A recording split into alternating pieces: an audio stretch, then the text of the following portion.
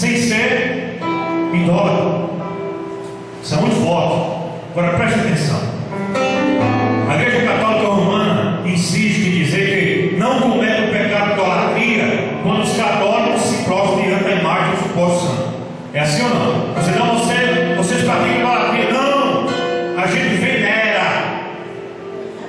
Já ouviu isso ou não? A gente não idolatra, a gente venera. Venerar e idolatrar é diferente. Agora, o que é idolatria? Eu vou trazer uma resposta do terceiro catecismo da Igreja Católica. A idolatria, ele diz o seguinte: a idolatria, chama-se idolatria o prestar a alguma criatura, por exemplo, a uma estátua, a uma imagem, a um homem, o culto supremo de adoração devido só a Deus. Quando eu pergunto, é isso que a Igreja Católica faz ou não? Vamos ver? Como está expresso na Sagrada Escritura essa proibição? Isso é tudo da Igreja Católica que diz. Na Sagrada Escritura está expressa esta proibição com as palavras: não farás para ti imagem. A Igreja Católica faz imagem de escritura? Nem figura alguma de tudo que há em cima no céu. A Igreja Católica faz imagem de quem está no céu? Faz. E do que há embaixo da terra? E não adorarás a tais coisas, nem lhes darás culto. É isso que a Igreja Católica diz no seu catecismo. Mas faz. Agora, como é que o católico torna-se idólatra? O católico torna-se idólatra, por exemplo, quando adora Maria. Lembra que a gente falou na palestra passada? Palestra da idolatria. Agora, como é que a gente pode afirmar isso? Preste bem atenção, irmãos, nessas declarações. Se isso não beira a idolatria. No livro do Padre Marcelo, intitulado Aprendendo a Dizer Sim com Maria, da editora Vozes, de 98, ele traz algumas declarações que para mim beiram também a blasfêmia e idolatria. Veja o que ele diz: Maria, em sua humildade, fidelidade e capacidade de amar, tornou-se divina. Daí a página 7. O que ele diz mais? Aqui veremos o que fazer para ter contato maior com nossa mãe, que em todos os momentos, por sua intercessão, nos guarda em seu coração e nos conduz à santidade. Página 7. Maria é o refúgio para nós pecadores. Está na página 10. Finalmente, na conclusão, o Padre Marcelo declara: Maria é medianeira de todas as graças. Se ela é um canal que leva até seu filho, se ela leva até seu filho, é o meio também de se chegar a Deus. Em outras palavras, o que ele está dizendo aí? Que Maria é o caminho que nos leva a Deus. Eu pergunto: isso é idolatria ou não? Sim. Continuando.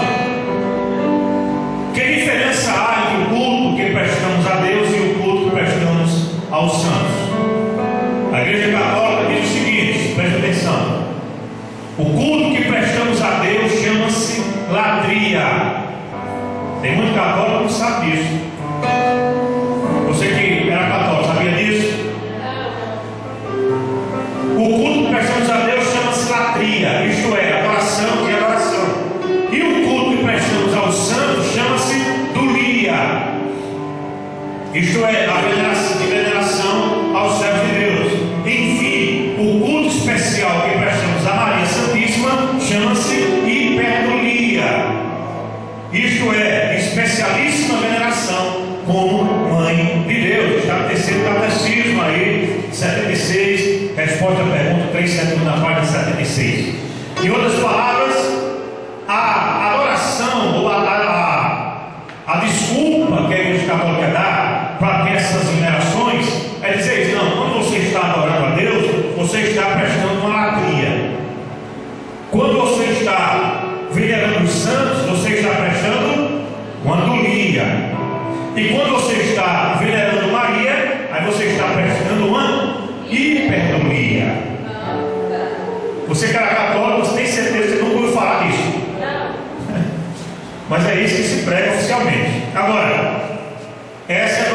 a chamada adoração piramidal.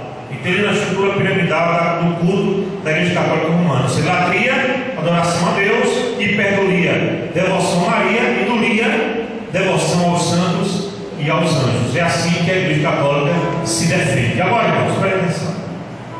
Como podemos refutar esse tipo de pensamento? Como é que a gente pode refutar? Pensa um pouquinho.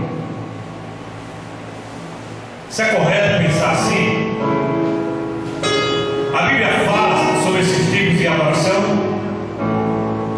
A Bíblia fala que nós devemos adorar, venerar santos e anjos, como idolia. Fala disso?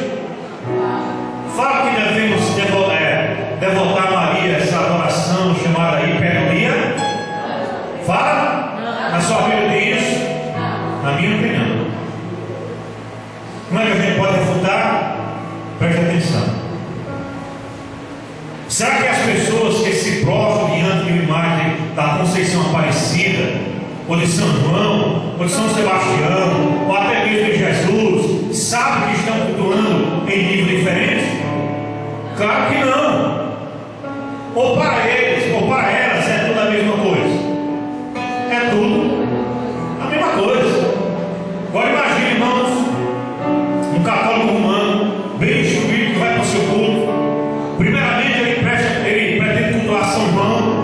Então dobra o seu joelho diante da imagem de São João e oferece a adoria. Depois ele vai prestar culto a Maria. Então ele deixa de praticar a adoria e passa a praticar a hiperdulia. E finalmente ele deseja cultuar a Deus. Então ele começa a praticar a latria. Irmão, sabe por que isso não está correto? Porque isso é impraticável. Diga comigo: impraticável. Ou seja, não há como praticar isso. É só uma desculpa para se continuar na idolatria. Amém? Está claro ou não? Por que nós não devemos adorar Maria, irmãos? Ele já falou, não vou demorar aqui, já falou muito na semana passada. Primeiro, a Bíblia declara que só Jesus é o nosso mediador, intercessor e advogado junto ao Pai.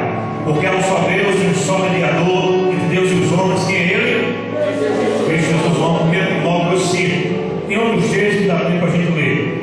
Em vão agora o Senhor ensinando doutrinas que são o quê? Preceitos dos homens. Mateus 15, 8 a 9. Só há um único Redentor, só há um único caminho. Quem é Ele? Jesus. Eu sou o caminho, a verdade e a vida. Ninguém vem ao Pai a não ser por Jesus. Muito bem. Quarto lugar, eu não posso ser católico sem acreditar também no purgatório.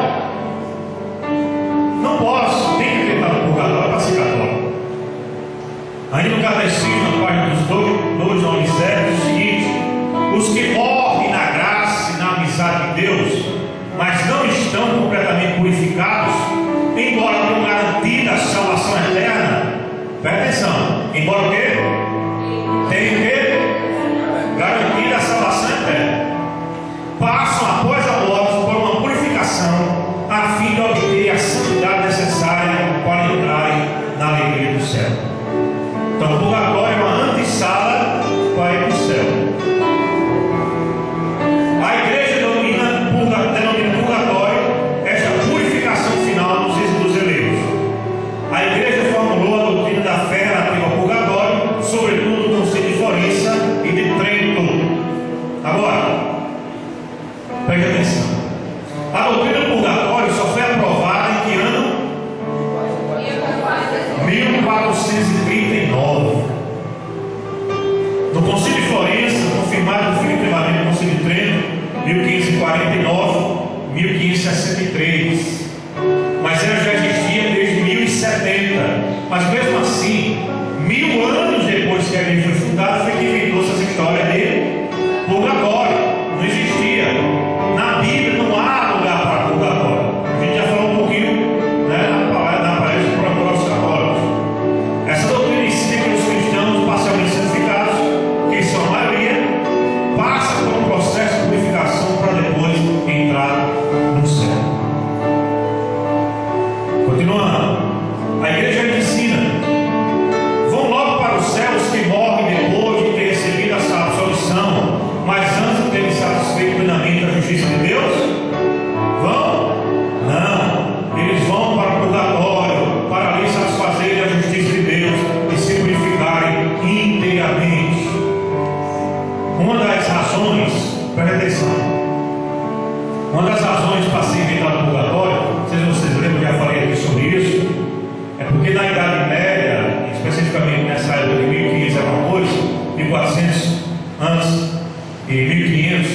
nessa oportunidade, estava sendo construído a capela, o Vaticano.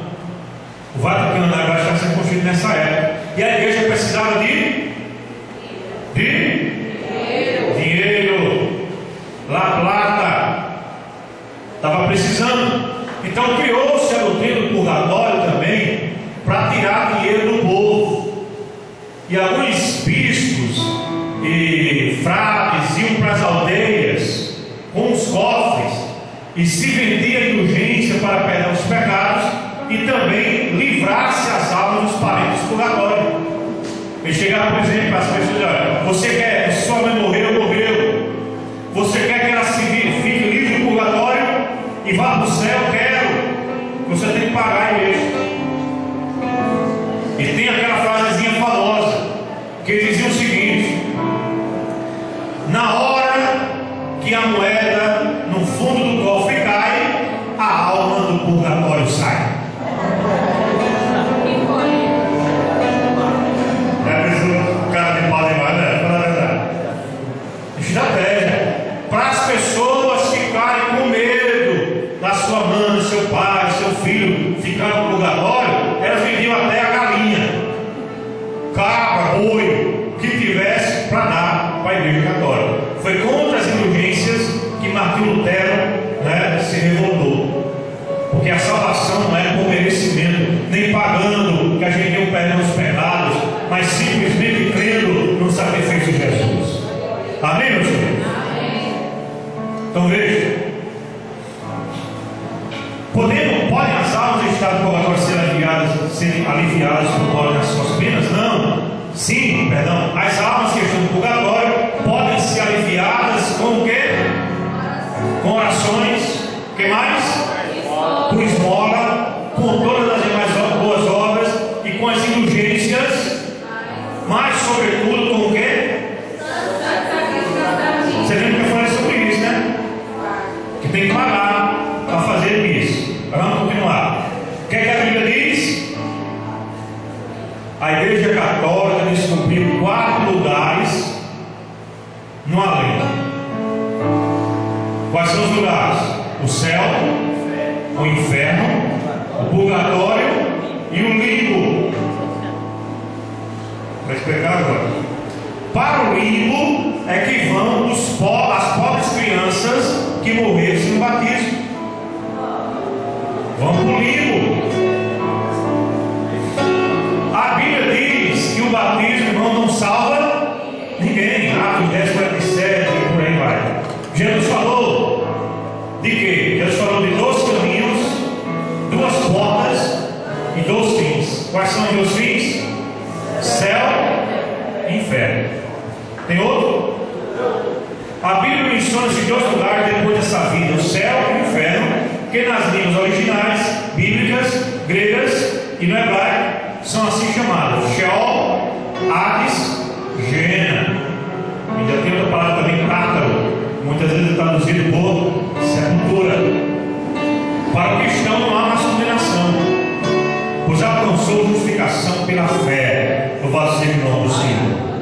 Purgatório cristão é o quê? Quem é que purifica os nossos pecados, irmão? Sangue de Jesus. 1 João 1, 7 ao 9. Amém? Amém? Está claro? Tem aí paciência para me ouvir? Estão com fome já? Eu estou um pouquinho, mas já para aguentar. Você está com fome também? Eu estou também um pouquinho. Mas é bom porque a gente perde algo, pelo menos 100 gramas antes da gente comer uns 3 quilos. Eu quero mostrar para vocês em rápidas palavras o que não é ser cristão. A gente viu que para ser católico é assim. Mas para ser cristão é o quê? Ser de quê? O que? Para ser cristão, irmãos, tem que ser como? O que a Bíblia diz? O que é para ser cristão?